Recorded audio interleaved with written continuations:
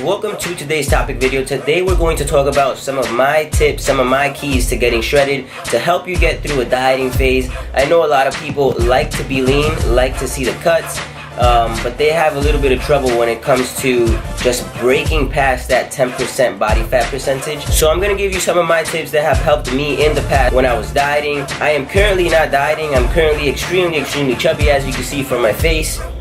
But in the past, I have been really lean, and I'll put some pictures on the screen so you guys can see.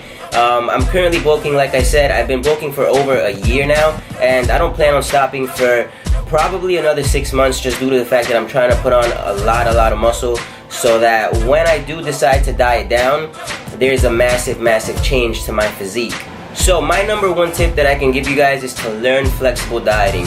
By learning flexible dieting, you are going to be able to fit foods into your diet that you usually wouldn't be able to fit. So for example, a lot of people, when they start dieting, they think that you can only eat clean foods. You can only eat the brown rice and the broccoli and the lean meats, and to be honest guys, to me that's torture, and to me that's just not very healthy for your mind, just due to the fact that you're telling yourself you can't have these sweets and you can't have the foods you enjoy to eat, just due to the fact that they aren't so clean as this fitness industry leads you to believe. But by incorporating flexible dieting, you are going to be able to indulge in these foods that you love to eat. And don't get me wrong, I'm not saying that doing flexible dieting is going to allow you to have a ton of these foods that you enjoy to eat, but you are going to be able to add them into your diet a lot more often than if you were to just clean eat. My second tip, give yourself enough time.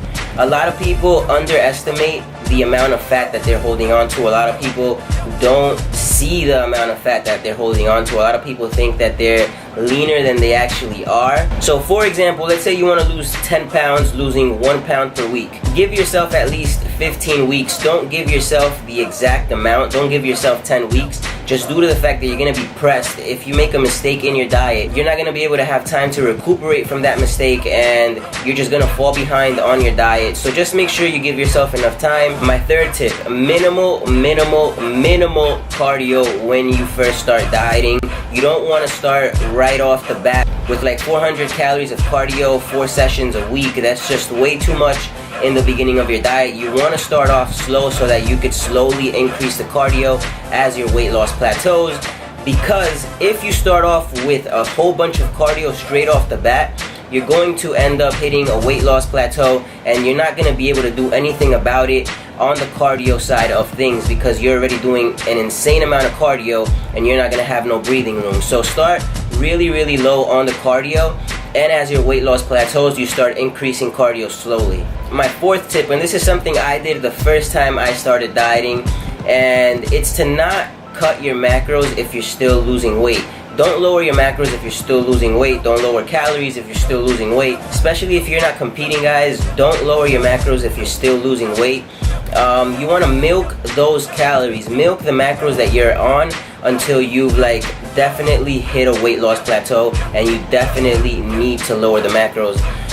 If you're still losing weight, like I said, don't lower the macros, don't lower your calories. Keep them where they are. Milk the shit out of those macros until you completely stop losing weight. Now, this tip does not apply to those who are competing, just due to the fact that the people that are on prep, the people that are competing, they have a due date, they have a date in which they need to be ready, and sometimes you just need to get really aggressive with your diet. Make sure you're adding refeed days into your diet, and this is going to be very beneficial for those of you who have hit weight loss plateaus, and let's say you don't want to lower your macros anymore.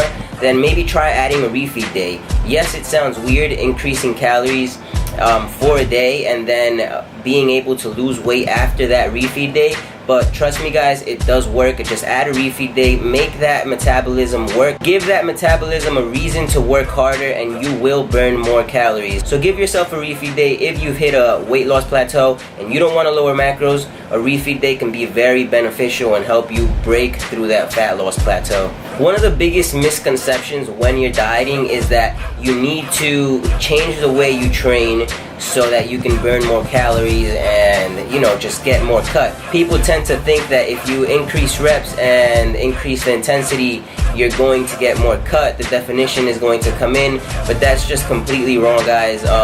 Yes, you might burn a little bit more calories, but when you're dieting down, you want to keep the training the exact same as when you were bulking. You want to keep it heavy. You want to make sure that you're giving your muscle a reason to stay. Make sure that even throughout this caloric deficit, you're trying to push the same weight that you were when you were on a caloric surplus, so that you give your muscles a reason to stay. You give them a reason to stay full, so that when you get leaner, you actually look like a bodybuilder and not like an Abercrombie model. And my last tip that I have for you guys is that if you're feeling hungry and you ran out of macros that day, then you might want to drink some diet sodas. It does sound a little weird, but trust me, that carbonation in the diet soda is gonna help you feel full, help you get through the night, and not fuck up your diet. So diet sodas are really helpful when you're feeling really hungry. I hope you guys enjoyed the video. If you did, please leave it a like, share, subscribe, and I'll see you guys in the next one. Laters.